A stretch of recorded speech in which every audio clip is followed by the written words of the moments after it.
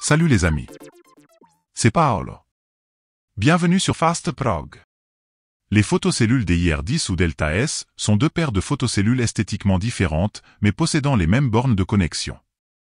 Elles se branchent exactement de la même manière. Je vais vous montrer le raccordement de celle-ci sur chaque entrée de sécurité de la ZN7 en incluant une barre palpeuse en série sur une des paires de DIR10. Cette configuration vous permet d'associer un mode différent à chaque paire de photocellules. Mais la barre palpeuse aura obligatoirement la même fonction que la paire de DIR10 à laquelle elle sera raccordée.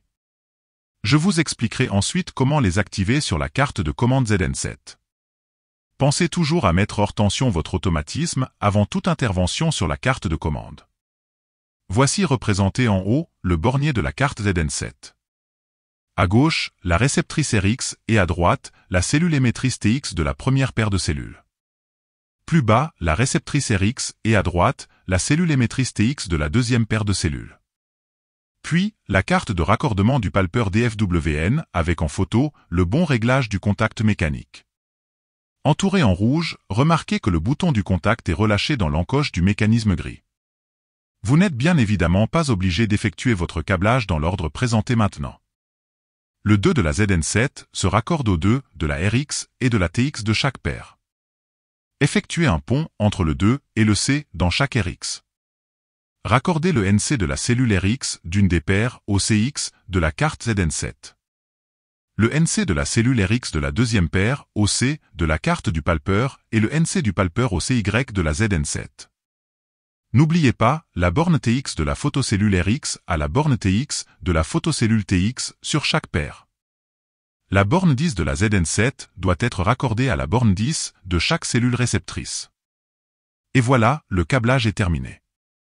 Il nous reste plus qu'à activer les entrées grâce à la fonction F2 et F3. Comme vous pouvez le voir sur la vidéo, il existe 6 différents modes de fonctionnement lors du passage devant les cellules ou la détection d'obstacles par les bords sensibles.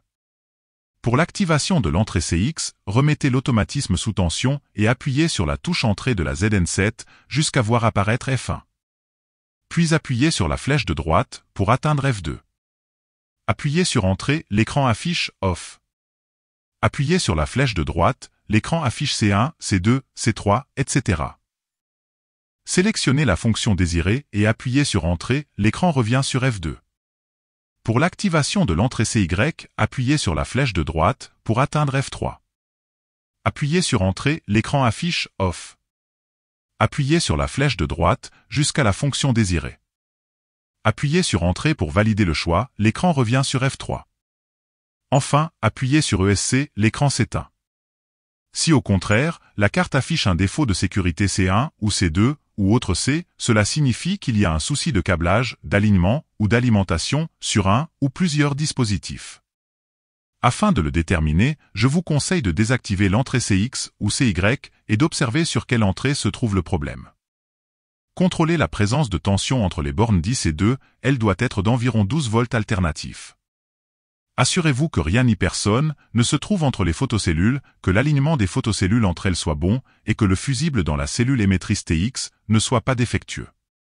Revérifiez le bon réglage du contact mécanique dans les bords sensibles. Vérifiez à nouveau le bon câblage. Et, en dernier recours, si après tous ces contrôles, le défaut C1 ou C2 persiste, alors le test ultime consistera à débrancher les photocellules, les décrocher des piliers, de les apporter à proximité de la ZN7, de les espacer de 1 mètre l'une de l'autre, et de les raccorder avec des fils apparents uniquement. Cette technique vous permettra de déterminer si vos photocellules sont défaillantes ou pas, puisque vous ne pourrez plus avoir de doute sur le raccordement ou l'alignement. Et si à la fin tout va bien, alors parfait. Si cette vidéo vous a permis d'être plus rapide et efficace, continuons à travailler ensemble. N'oubliez pas le pouce ou le petit commentaire, et n'hésitez pas à vous abonner afin de découvrir le monde facile de FastProg. De nouvelles vidéos sont fréquemment ajoutées à la chaîne. Pour la programmation de vos télécommandes, d'autres dispositifs de sécurité ou l'accès direct à la chaîne, cliquez sur le lien qui vous intéresse. Arrivederci alla prossima!